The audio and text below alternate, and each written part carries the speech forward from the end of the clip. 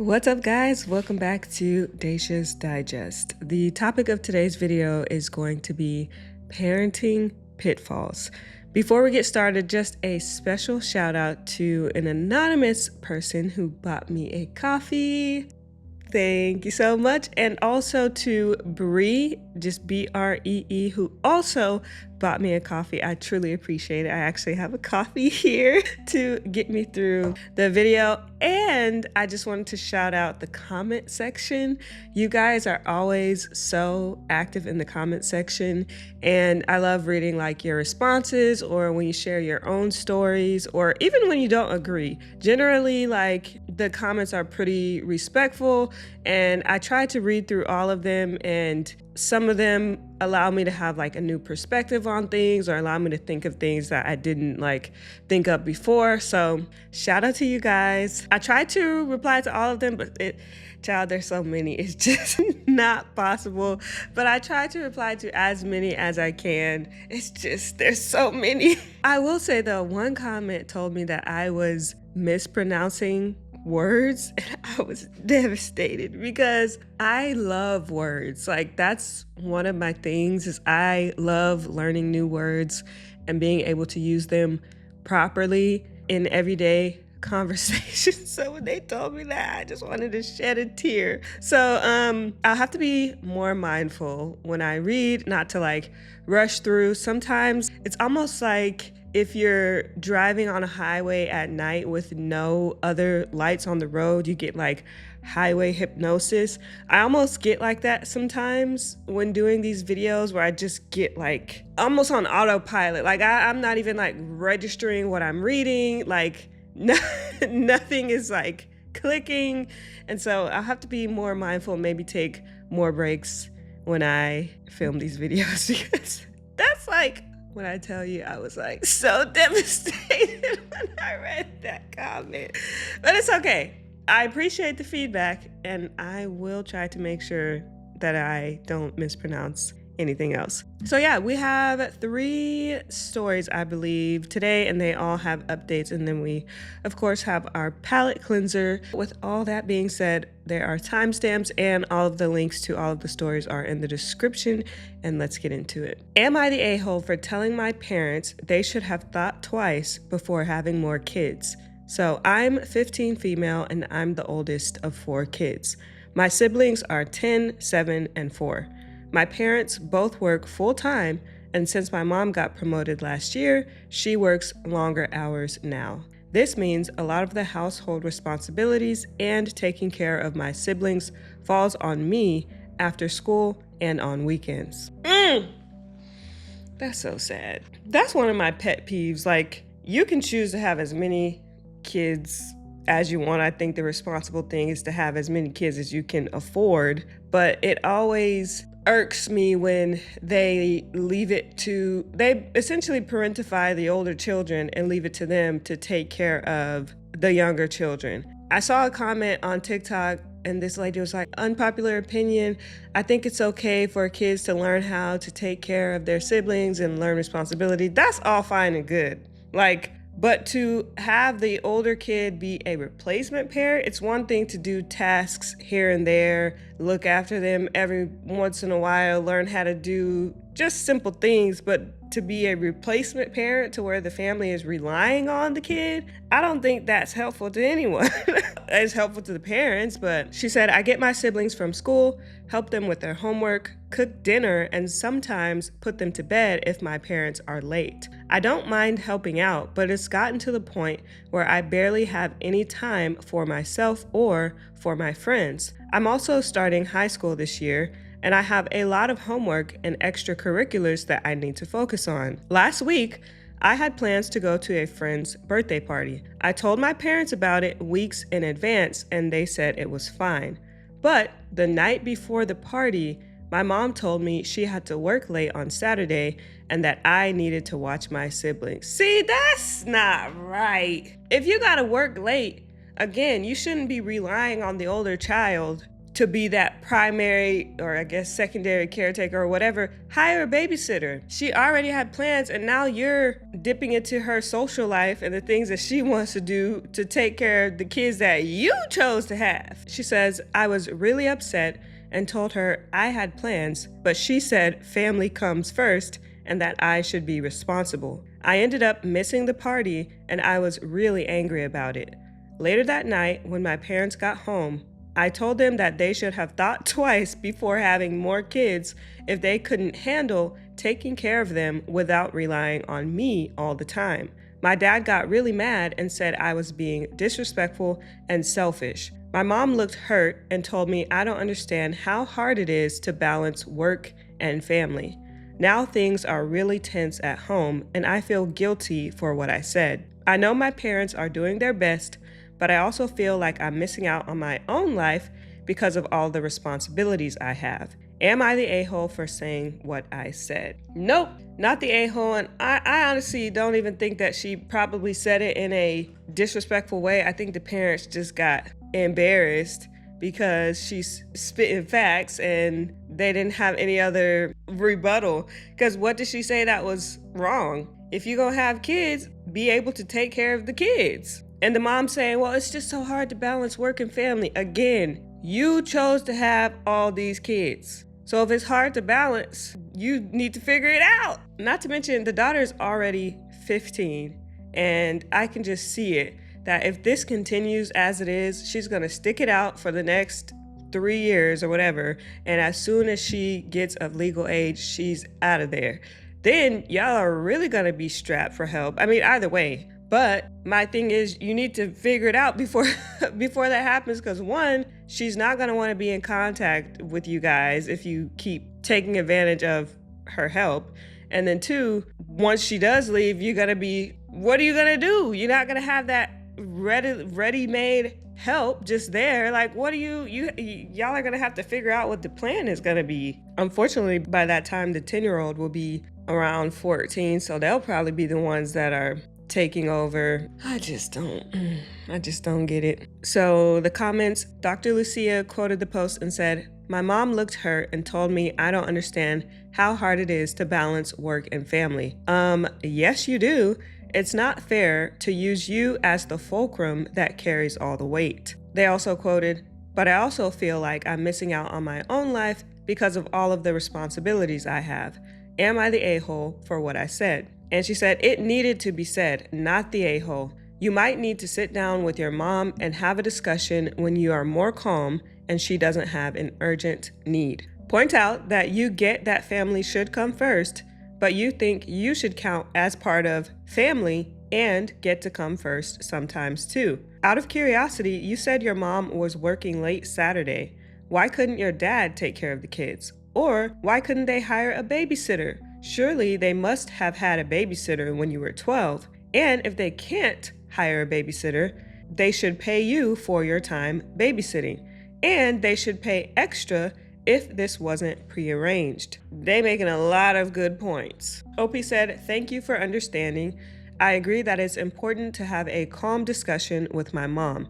I need her to see that while I understand family comes first, I also need to be part of that priority sometimes. As for my dad, he works late too, so he's not always around to help. We don't hire a babysitter often because my parents think I'm old enough to handle it, but I do feel it's a lot of responsibility for me. Paying me for babysitting is a good idea and something I might bring up in our conversations. Thanks again. Right, because it's one thing to think that she's old enough to be able to deal with it, but now you guys are double dipping because not only are you not allowing her to just be a kid and not have to have that responsibility, then you're not paying her on top of that? That's not fair. And the original commenter responded, you are old enough to babysit, but that means you should also be old enough to be allowed to turn down some gigs. A list of responsible friends who are also 15 years old who are interested in babysitting might be useful to your parents. That way, they have names to call when you are not available. If they have experience babysitting, they should also be able to provide your parents with some references. That's a great, whoever this person is spitting. Someone responded, "This, I was a neighborhood babysitter and had backup friends in case I couldn't book a regular due to another commitment. Also, I never got paid to watch siblings, but we were all of similar age and knew how to take care of ourselves. I was just there in case someone got hurt. I've been first aid certified since I was 12 and have been collecting and maintaining various certifications since then." Someone said, "Time to start the Babysitters Club, OP." Aw. Another commenter said, "When you talk to your mother, explain parentification. I'd line up a couple of articles and text links to her literally while you are talking. Ask her to read them in front of you and ask how she does not meet the criteria, so then she'll have to think critically.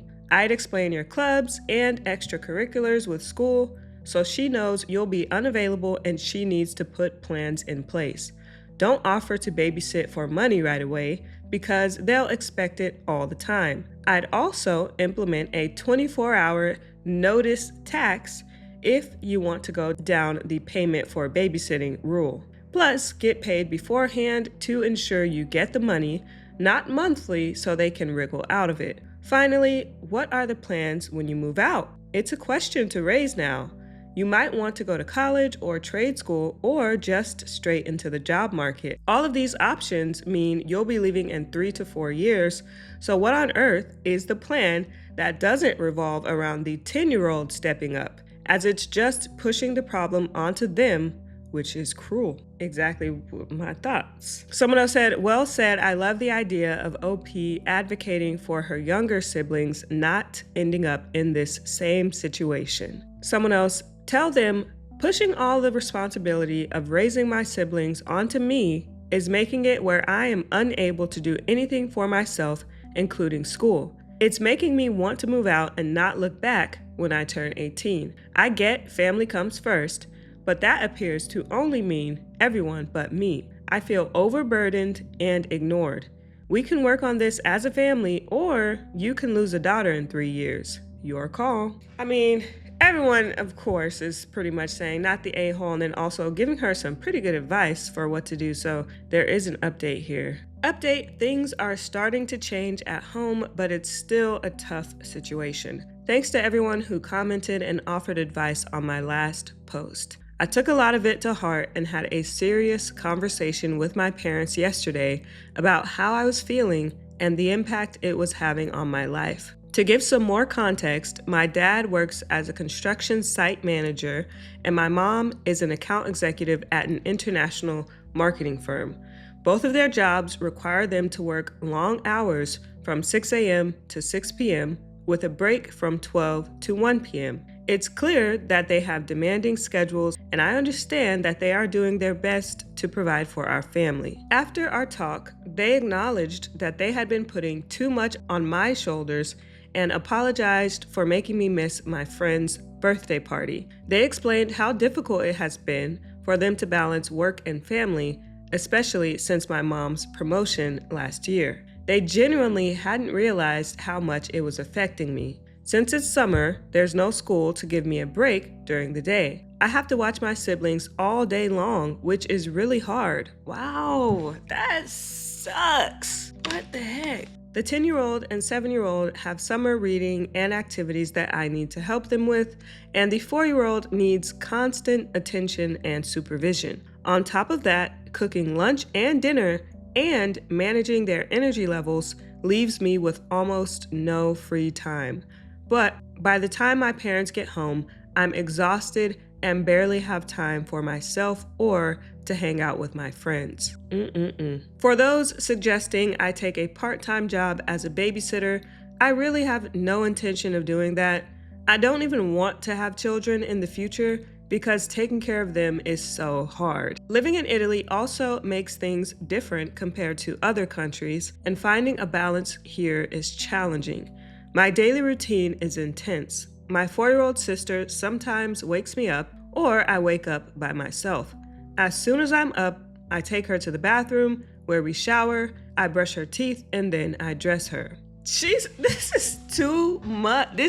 She's a single mom. This 15-year-old is a single mom to her 3 siblings. This is crazy. Short of paying the bills, She's doing everything. How are the parents okay with this? After that, I go straight to the kitchen to prepare breakfast for everyone. Once breakfast is done, I give my siblings their iPads to watch YouTube videos.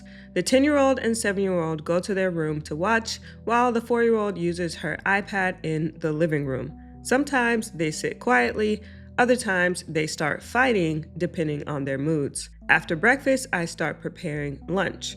Once lunch is ready, my mom usually comes home and takes it to my dad's workplace where they eat together. I then clean up and go through the same routine in the afternoon. At 4 p.m., I start preparing dinner. By the time dinner is ready, my mom and dad are usually home. We all eat together, and after dinner, my dad showers, followed by my mom. We then gather in the living room to watch TV. At 9 p.m., my parents sometimes stay up late or go to bed early, depending on how their day went. Despite their understanding, we still can't afford to hire a babysitter full time.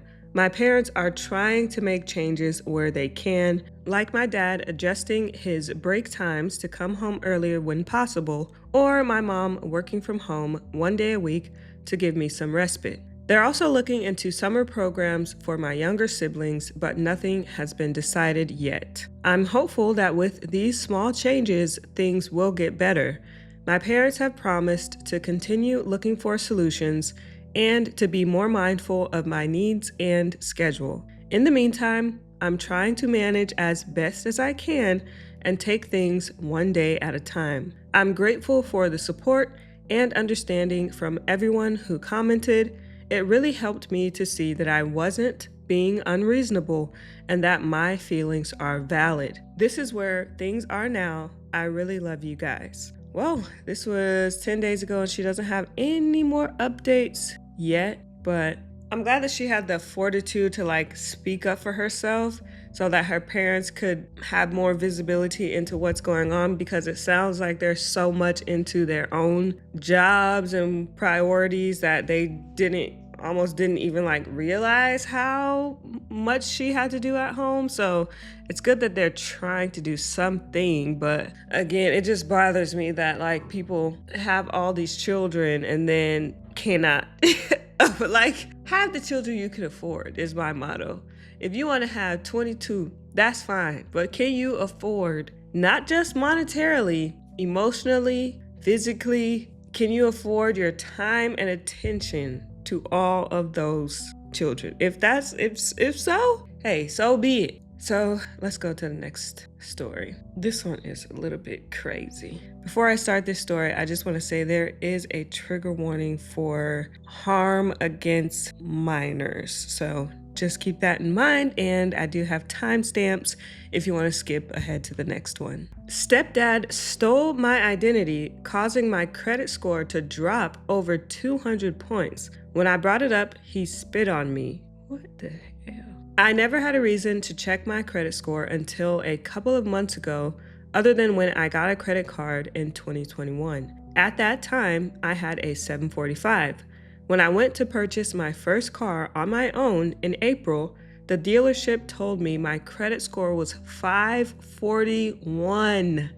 Do you know how worried I would be if I'm thinking, oh, my credit score is fine, I pretty much can get whatever, go, and then it's in the 500s through no fault of your own? They said I had no idea why, since I barely used my credit card and always paid it off in full every month on time. I put off buying the car while I looked into my credit and was mortified when I saw 2 other credit cards on my report, both of which were nearly maxed out, and with probably 15 late payments between the 2 of them. When I asked my mom and stepdad about it, my stepdad said he opened the cards when I went to college because I stopped paying rent at the house.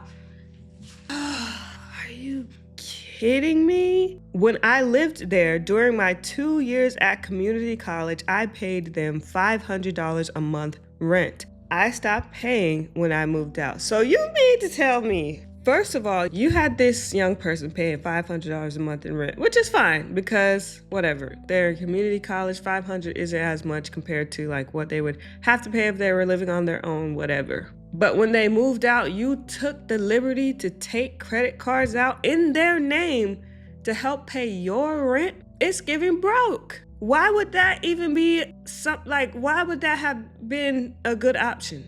They're not living there, and now you're using their credit to pay your bills. A grown person using a child's credit to pay their bills that they can no longer pay because the child doesn't live there anymore. Does that make sense? Wow. We ended up arguing about it, and he said I owed it to him for the years I didn't pay rent, literally talking about 8th through 12th grade, and to just drop it.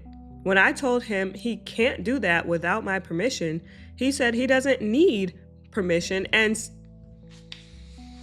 wow. He said he doesn't need permission and spit in my face. Like a full-on spit in my face. Are you serious? I'm speechless. And where is the mom in all of this? I left crying and my mom called to apologize. We talked a little bit and she told me he had something similar happen to him in the past. Obviously, that's no excuse. And I told her I'd have to go to the police about the accounts. She said to slow down and really think about if that's what I want to do. I hung up the phone. I wish I'd known about the accounts sooner. I still think I'm going to call the police, but is there any other way of handling this? What? Everybody in this scenario is failing this young person. The stepdad was an egregious slight against them by stealing how did he even get because don't you have to have like a person's social security number in order to do something like this? So did he get it from the mom, or maybe he just stole that too? But then the fact that the mom is like almost taking the stepdad's side. She's the one that called to apologize when it should have been the stepdad. And then when OP is like, no, I think I'm gonna go to the police. She's, oh, are you sure you really want to do that? Yes. So she low-key trying to protect her man when she should be protecting her child. Oh, Jesus. Yes, you should go to the police. That's the only way. Someone said, you need to dispute the accounts and file a police report ASAP. This is the only way to handle identity theft. Someone said, stepdad has created a non-option for OP. He can't just pay it back, which he doesn't seem to want to do anyway. The only way to recover her credit is a police report. And the spitting was I forgot about the spitting. The spitting thing was the last straw. He's not in a bad spot. He just decided to screw over his stepchild. File the report and mention the spitting. This sounds like the kind of guy who may become physical. What grown man does that crap?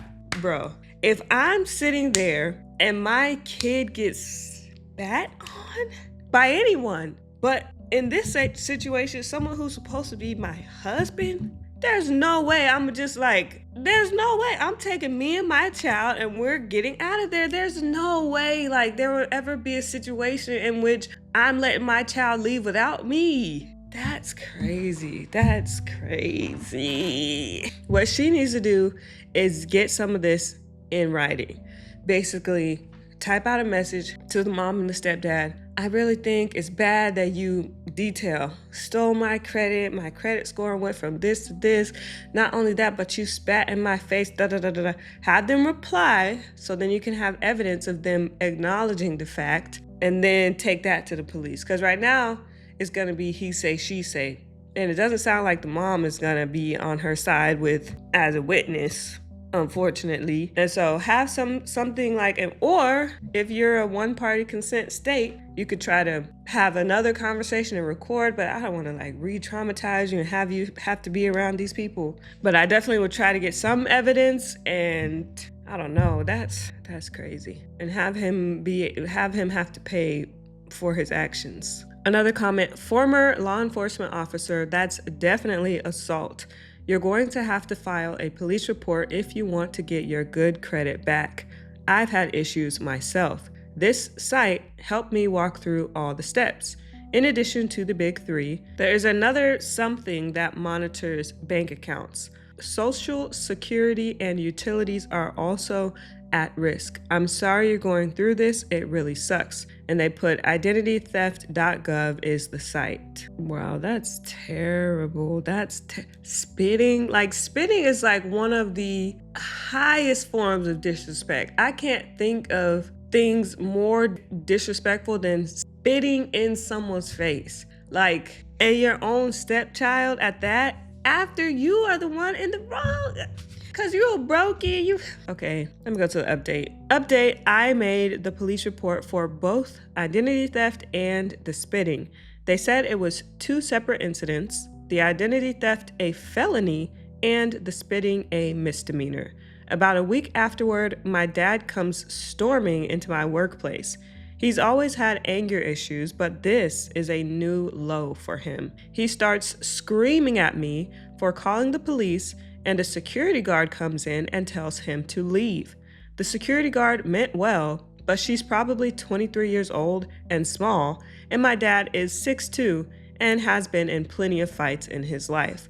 My manager told me to go in the back, and he followed me back there. I locked myself in the bathroom, and he just kept banging on the door for probably 3 to 4 minutes, screaming at me. I called my mom and she tried calling him. What is wrong with this guy? Are you serious? Like, what is wrong with this? I wonder how long he's been in OP's life, because they're calling him dad, but it's technically their stepdad. And they did mention that he's been there at least since they were in 8th grade. So I wonder, like, just how long. This is crazy. Eventually, a police officer gets there and goes to handcuff my dad.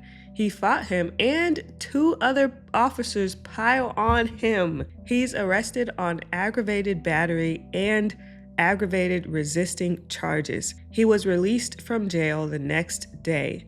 No idea why, but the county decided not to prosecute him. I spoke with an officer a couple days later about a possible order of protection, and I was told the county usually doesn't prosecute people fighting officers unless an officer gets injured so badly they might have to medically retire. What reminded me about this post was that I checked my credit yesterday and one of the accounts has come off. Still waiting for the other one, but I think it's just a matter of time. My dad hasn't said a word to me since, and my mom refuses to talk about it. The nice thing is the rest of my family is completely on my side with this. My credit should recover pretty soon, but I think my relationship with my dad is pretty much over. I'm fine with that. He's a toxic person, and I'm just hoping nothing else happens. Child, your relationship with your mother should be over as well, because she's almost just as complicit in all of this. First of all, I'm trying to figure out how she didn't realize something was going on if you were paying $500 a month in rent and when you left, the rent was still getting paid. So how did she not start asking some questions, putting 2 and 2 together, trying to figure out where the extra money was coming from? Then didn't stick up for you when you confronted your stepdad about it. Now is basically trying to act like nothing has happened. Like, and she's still with the man. I would be no contact with both of them. I don't care. There's no way. She don't respect herself and she don't respect me. There's no way I would keep somebody like that around me. Someone said, if this is your real mother, she should be ashamed of herself. Follow the process through. Hopefully he ends up in jail and he can finally pick on someone his own size. Right. Someone else, seriously, parents who will stay with spouses who harm their own kids like this are cowards. Another person said, I was the most shocked about the mother basically choosing this scumbag of a human over her own child. I'd cut contact with her if she was my mom. Like, the moment the stepfather spit into OP's face and she tried to get OP to not even call the police, forget that. And she must have known about the credit card fraud as well. Mother of the year. This person literally, everything they said, those are all my questions. Like, I would be cutting her off. Someone said, not your dad, your stepdad. It might help to remember that. Someone else said, I'd go with mother's husband at this point. There are plenty of good and even just average step-parents out there.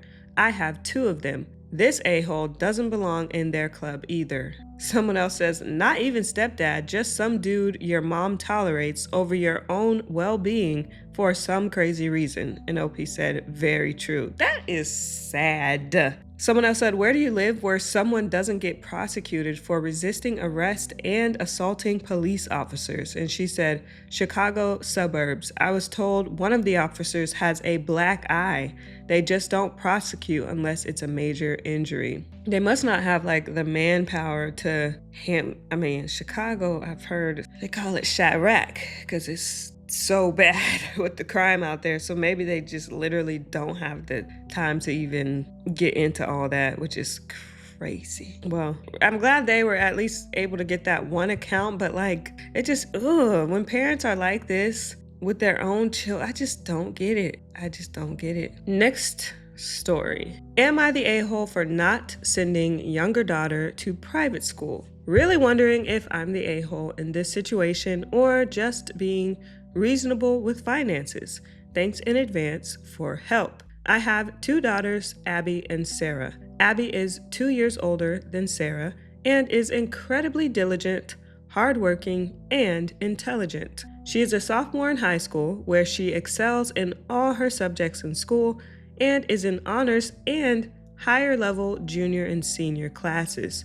She attends a private school where we pay a pretty hefty tuition, but it was obvious to me and my wife in her middle school years that she would do great there. So we bit the bullet and paid. She has proven us right in every regard. Sarah is in the 8th grade and has already begun to excitedly talk about how excited she is about the art program at the private school her sister attends. Sarah has a beautiful heart and is one of the kindest people I know. She is also very talented at art, but the program at our local public high school is good as well. She is not as diligent or hardworking as Abby is or was at Sarah's age, and can be a bit of a slacker when it comes to STEM. STEM is, I think, science, technology, engineering, and math. She does all right in English and history, about average. Yesterday, we sat down with Sarah and explained to her that the private school was not a good fit for her like it was for Abby, and we are not going to be sending her there. Yeah. What? Not a good fit? What you mean not a good fit? Please explain. She immediately burst into tears, saying she knew we didn't love her as much or think she was as talented, etc. We assured her time and time again that we did love her. We thought she was very smart and talented, but she simply would not fit in at the private school, which is full of straight A students.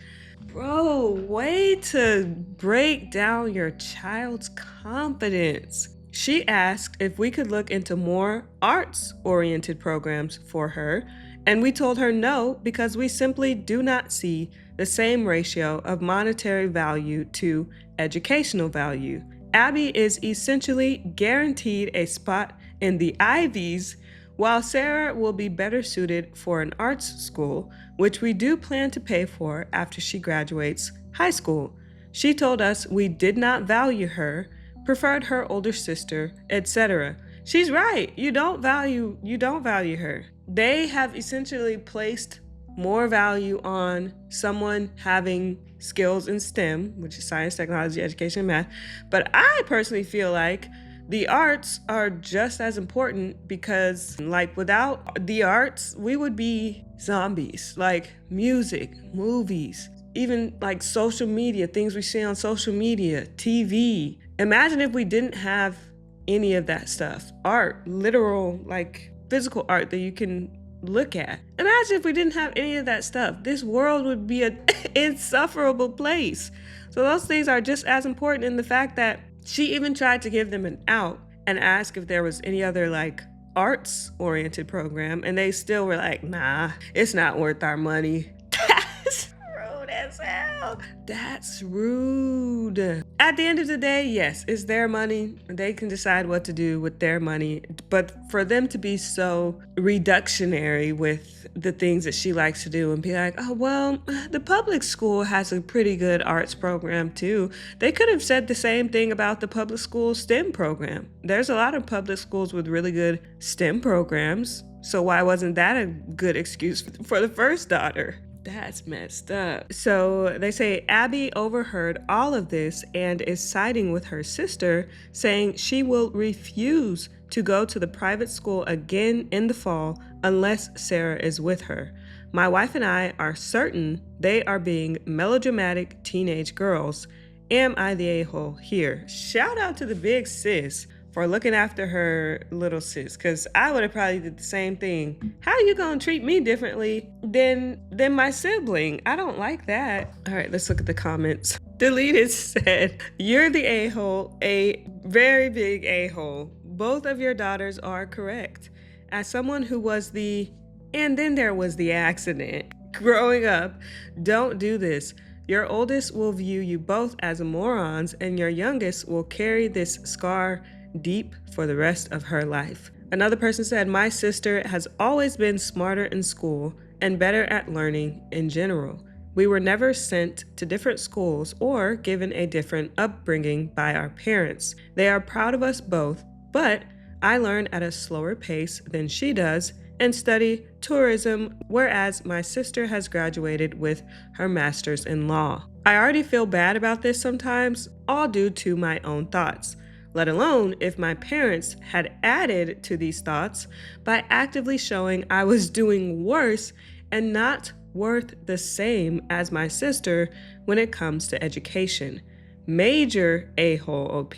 Cut this behavior out before you permanently damage your child's confidence and trust in you. Someone said, I think the ship has sailed when it comes to permanent damage, sadly. And I noticed that the younger daughter said, I knew you didn't love me as much as the da-da-da-da. That means I feel like there were microaggressions or little things happening before this conversation even came up that kind of like displayed that fact. Someone said, I feel bad for both of these kids. Sarah for the obvious ugly duckling they have her condescendingly pitted as at 13, and the damage it has and will do to her. Her own parents' deterministic views will not even give her the opportunity to improve where she is not great, thanks to smaller classrooms and presumably more involved teachers, nor will they do what they can to help her excel where she is great. They have pitted her as mediocre, her own freaking parents. Abby, for the pressure they are putting on her and the hell that will be raised if she doesn't get into an Ivy League school, because all the grades in the world do not guarantee anything. Your kid is good at school. Great. So are loads and loads of other kids.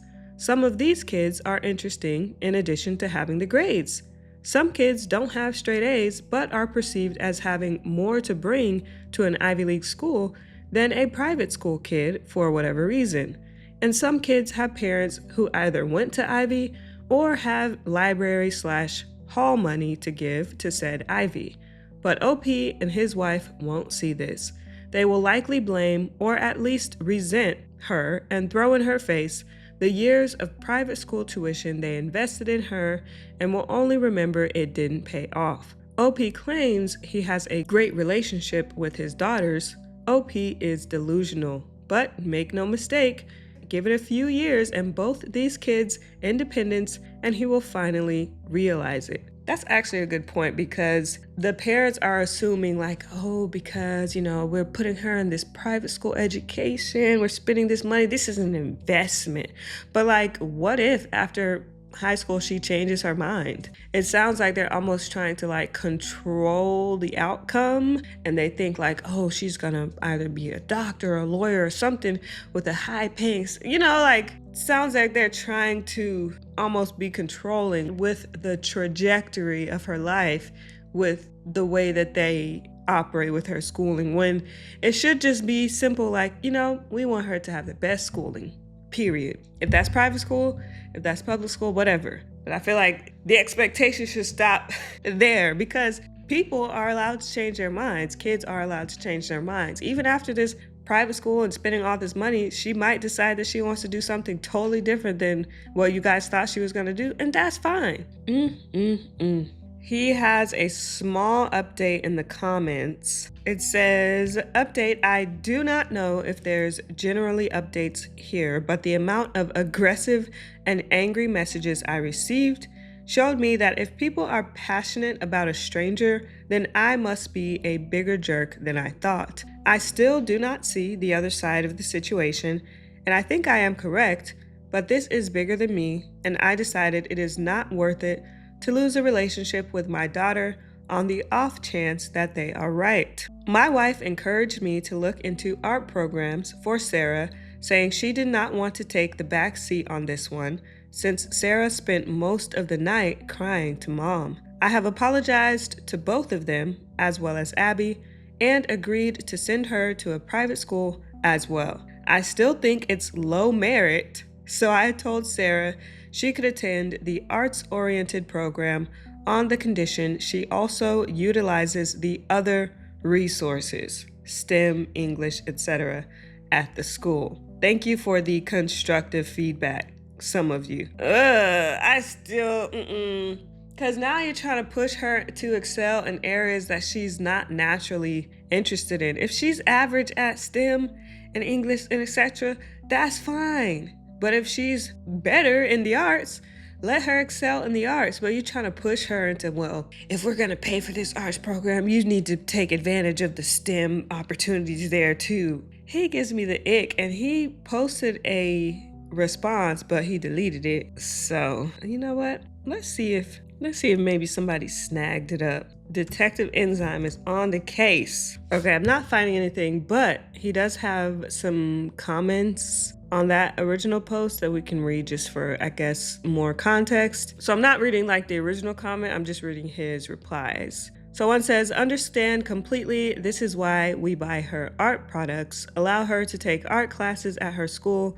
instead of more STEM-oriented electives, but it just does not make sense to me for her to attend a school that does not suit her. I don't like that allow. A child should, if they're in school, they should be allowed to choose the electives that they want to choose as long as it's within like the curriculum. Why are you saying, oh, you can't take that elective or can't? I don't like that. He said, my daughters and I have a great relationship other than this. I doubt it. I think a lot of times parents can be delusional about the type of relationship they have with their kids. He also said, I don't really understand how I am supposed to justify financially sending her to do something that she is already doing well at home. You simply do not need arts schools the way that you need regular ones. She has natural talent and can foster it without me spending thousands. You could say the same thing about the daughter in STEM. You can literally say the same thing. Why pay for thousands of dollars for her to go to a private school to learn more about STEM when she's already doing well learning about STEM at home? Congratulations on your educational advances. I'm sure you will do well. If I have to be honest, I see art as more of a hobby and not a career.